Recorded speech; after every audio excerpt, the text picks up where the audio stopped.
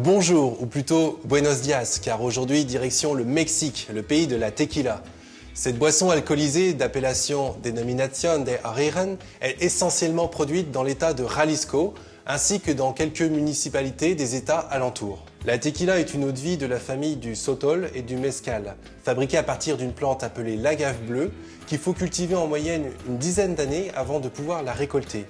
Une tequila mixte en contient au minimum 51% dans sa composition, mais les puristes se tourneront plutôt vers la tequila 100% agave dont la qualité est supérieure.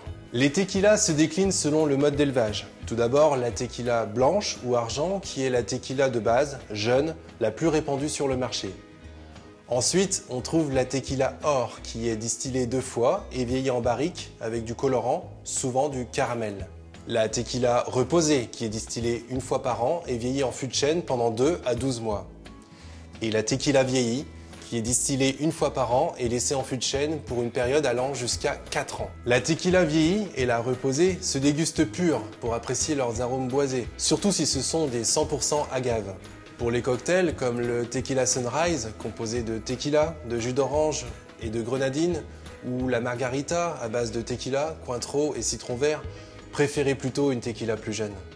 En shooters, la technique traditionnelle est de lécher d'abord du sel sur le dessus de la main, de boire le verre de tequila d'un seul trait, puis de mordre dans une rondelle de citron.